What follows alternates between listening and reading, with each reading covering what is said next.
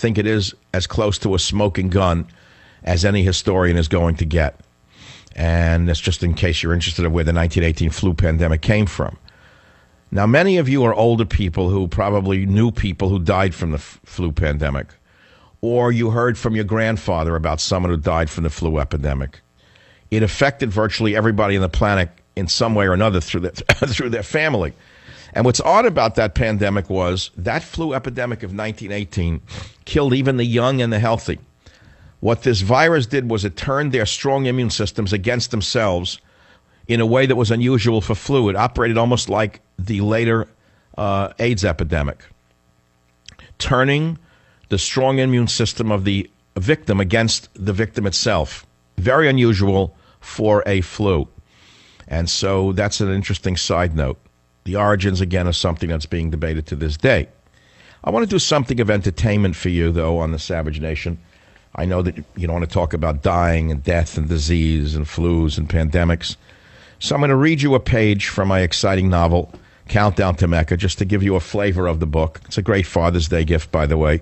If you're thinking about it, go and buy one or go to Amazon. So we're now near the end of the book, and without giving away the plot, there's a dialogue between my character, Jack Hatfield, and a few of his friends. And one of his friends is a cohort named Doc. Hey, you okay? He heard. Jack looked over to see Doc approaching while the chauffeur was moving in the opposite direction. You were quivering like a kitten dreaming of a pit bull. That's kind of how I feel, Jack grumbled, then groaned as he tried to sit up.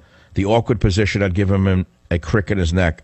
It wasn't a pit bull, he muttered. It was worse. It was Brooks' worst fear. Which was what? Islam taking over America, Doc suggested, planting his haunch on the side of the desk. Good guess. You just started all those anti-commie films they used to show us in school playing in my head, Doc said. Hey, if the threat from Islam is any indication, maybe we all had more to fear from the Reds than we realized. Yeah, Jack said, but the joke's on us. Who could have known we'd end up with a president who would slip us a pinko Mickey under the guise of social reform? Well, we're back to agreeing with one another, Doc grinned. But given it was your maze-like brain at work, I doubt your dream left it at that. Right again, Jack said, digging the heels of his palms into his eyes. I think my subconscious was warning me that if Mecca doesn't go, the real danger was a U.S. government shutdown being used as a pretext for a takeover. By who? By sleepers strategically placed around the seats of power. Wow, Doc began to disparage the idea, but then his lips and eyes narrowed. I dreamed of arrests of congressmen for doing their jobs, Jack mused. The appeals to patriotism in the face of a manufactured crisis. I've seen all this before. A debt-ceiling battle would lead to the imposition of emergency powers by the president. Take over the purse strings completely, and there would no longer be a check on the presidency. He looked up at Doc. They called Nixon administration the imperial presidency, but that would be child's play compared to this. Doc slowly nodded, but instead of supporting Jack's new theory, he said, look, you're adding more trees, Jack. We don't need more trees. We got plenty of trees already. Jack considered that. Are we missing the forest? Doc jutted out his chin. Yeah, they're being blocked by a German industrialist, a fake base in the desert, and a pit of dead bodies.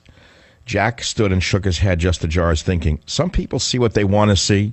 Some people see what they need to see. And too many people in authority explain away what they do see. Doc pondered that. Doc remembered the time he was hunting in the back forests of Northern California and became hopelessly lost. Because he tried to rely only on his instincts, not on his instruments like a simple compass. He remembered following a stream down a mountain until it ran into a slightly bigger stream. He was sure this would eventually lead him to an open clearing and back to where he wanted to go. Instead, he recalled how his heart dropped when the last stream led him not to a clearing, but to a wide-ranging river too deep and too fast to cross. The feeling of absolute terror and hopelessness. The understanding in a flash through his bowels that his instincts had led him to a fatal miscalculation. Doc asked, if there isn't another explanation for what we've seen and heard, what is the answer? Who was it who said that once you eliminate the impossible, whatever remains, no matter how improbable, has to be the truth? I think it was Sherlock Holmes, Doc said. Eliminating the impossible is not going to be that easy after our interview with Brooks. Doc shook his own head now, seemingly overwhelmed by the possibilities. An empty bomb. Maybe a missing bomb, Jack mused. Anyway, I'll pause right there. That's on page 305 of Countdown to Mecca. And that little story of getting lost in the forest without a compass and reverting to his instincts by Doc is unfortunately a true story told to me by a man just like Doc. So as I say, fiction is interesting, especially when it's based upon reality. And I hope you'll check out a copy of Countdown to Mecca, a great Father's Day gift. 855-400-7282. Time for a quick call or two on the Savage Nation. Paul on WABC Radio in New York City. Go ahead, please, Paul. What's on your mind? Michael, socialism is the new capitalism, in my opinion. Well, what does that mean by socialism is the new capitalism? What does that mean? To me, what it means is that it's become an industry where the leadership... What do you mean, like Nancy Pelosi gives out grants to build solar plants that produce virtually no electricity for billions of dollars? It's on many levels. The economic justice movement leadership, which for 6 years could have challenged Barack Obama in the White House because they can pick up the phone and call him. Okay, but I don't know what you're arguing. You're saying socialism is the new capitalism. You mean crony capitalism. Right. Where Nancy Pelosi and the others who speak a lot about global warming are doing it for self-interest, obviously, because there's billions of dollars at stake in grants and contracts. Is that what you're saying? Correct, sir. And they are very capable. The leadership of each of these factions of self-interest are very capable of convincing people that are not in good shape financially. Right, I understand. Right, they'll go to the poorest of the poor and tell them that the rich are getting richer. And meanwhile, it's the rich who are doing their business with it. They're doing their business with the rich, only the very rich. Exactly. Where we have who is it that Obama plays golf with? The thugs of Baltimore or the very rich who support his campaigns and the campaigns of his cronies and feather his nest? Who is it who Bill Clinton associates with? The poor of Baltimore or the people who give him $50,000 a minute for a speech? All right, my friend, we got a question for you. If you can name my novel's title, you get a free copy. What's its name? What's the title? Countdown to Mecca, but I'd like... one man with a memory is all it takes. Stay on the line. Free copy goes out to you. 855-400-7282 is the phone number. You're listening to the Savage Nation. We've been talking about the rise of socialism. We're talking about the 1918 flu pandemic. We're talking about Obama bringing in 100,000 people from Honduras last summer, many of them infected with the EDV-68 virus. All this and more right here on the Savage Nation. Join the Savage Nation. Call now, 855-400-SAVAGE, 855-400-7282. Savage. My Savage Nation is sponsored by SwissAmerica.com. It's the only company I trust to protect my wealth. Call 800. It is the Savage Nation. There is another left-winger on the rise, Martin O'Malley, who I call the American Putin. Let's listen to Martin O'Malley in clip 2.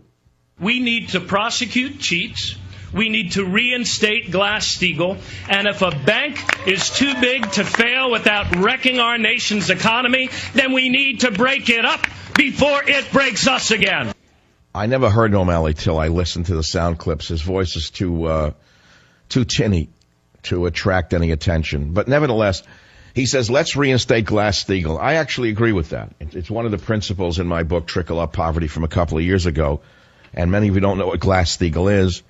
This act, instituted in 1933, required the separation of commercial and investment banks. It's very simple. It required commercial and investment banks to be separated. It was repealed in 1999 by Bill Clinton's Treasury Secretary. I think his name was Rubin.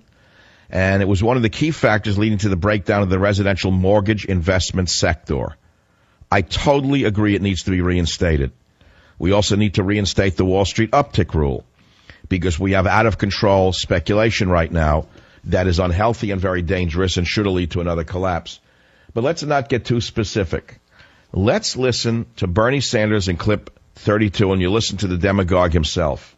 When people are prepared to fight back, there is nothing that cannot be accomplished. We can live in a country where every person has health care is a right, not a privilege. We can live in a country where every person, no matter their race, their religion, their disability, or their sexual orientation, realizes the full promise of equality that is our birthright as Americans. That you're full is of it. the nation. You stink like a can rotten build corned beef sandwich. Shut him up. together. He smells like an old corned beef sandwich fell out of a truck off Katz's back truck. Are you kidding me? Let me tell you something, old Bernie, and you know it better than anybody. We've heard this equality crap before, and I'll tell you the truth, Bernie. I wrote a little line about 30 years ago when I was shafted by affirmative action. You know what it was entitled, Bernie? I wrote one simple line: without quality, we cannot have equality. Don't fool yourself. Not everybody is equal. Oh, we may be born equal, but are we? Are we really born equal? Are you telling me I could be a linebacker? Can you tell me the average linebacker can be a talk show host? Of course not, Bernie. We're snowflakes, Bernie. But socialism would like us all turned into slush. How's that for a line? I see that socialism is on the rise here in America, which is amazing to me, given that Bernie Sanders is a classic 1930s New York Lower East Side communist on a soapbox. And yet he seems to be stirring up a little attention here and there. I mean, he got 400 people in Nebraska, and they said he's getting great crowds. If I gave a speech, I can get 30,000 people. And the New York Times would ignore the crowds the same way they're ignoring my novel. But forget about me for a minute. I want to talk about socialism. Many of you think you're a socialist, or you want to be socialist, because you think it's fair. You see the kids coming out of the colleges with their brains washed, believing in socialism. They don't even know what it means. But they think it's a good thing, where everybody will be equal and everybody will be fair. Now, we've had 6 or 7 years of the phony in the White House pushing this lie while living, I would say, a richer life than any president in American history. Classic socialism, by the way, which is feed the people the garbage they want to hear and then live high on the hog. Why is socialism suddenly gaining traction in America right now? Not only have America's moral views moved to the left over the last number of years, but America's political views are moving to the left over the last couple of years. And you have to go back to reality to understand that socialism has never worked. Wherever it has been tried, it has never worked. Again, I point to Cuba, look to the ex-Soviet Union, ask your Russian neighbor how life was like in the United Socialist States, United Soviet Republic, USSR. How did that work out for all of the socialists in all of the republics that were under the banner of those in the Kremlin? Well, they lived very poorly, while those in government lived very richly, very much like today. Government agents live very, very well in this country and abuse the taxpayer as often as they could, because a fish rots from the head down. As you all know, Obama has rotted the fish from the head down. Join the Savage Nation. Call now, 855-400-SAVAGE. 855-400. Wealthy special interests here at home have used our government to create in our own country an economy that is leaving a majority of our people behind, an economy that has so concentrated wealth and power in the hands of the very few that it has taken opportunity out of the homes of the many. And who do you hang around with? The thugs of Baltimore, or the ones who've taken the opportunity out of the homes of many, Mr. O'Malley? Who'd you invite to dinner recently? Who came to the O'Malley household recently? Was it the thugs of Baltimore who burned the city to the ground? Or was it the powerful that he hates so much? What a bunch of garbage. All of these politicians are playing the demagogue act right now because it's worked for the con man in the White House so well, they figure, I may as well get on in the act. So now they're espousing naked socialism, which has been tried in many, many places. And I don't know where it's worked. Maybe someone can enlighten me. I've heard so much about socialism my entire life, and here's something I've also noticed amongst the artists and bohemians who are all socialists at heart as they sit around in their fat behinds drinking a glass of wine in a cafe, let's say in San Francisco somewhere, instead of working during the day. They sit and talk about they extol the benefits of socialism and what a great nation it would be if it were a socialist nation, and how they're anti-capitalist. But at the hint of a dollar, at the smell of a buck, at the hint of a contract, at the smell of a grant, they will jump out of that cafe chair so fast that the entire table goes over, knocking over the bottles and glasses themselves. But what is socialism? What actually is socialism is the question.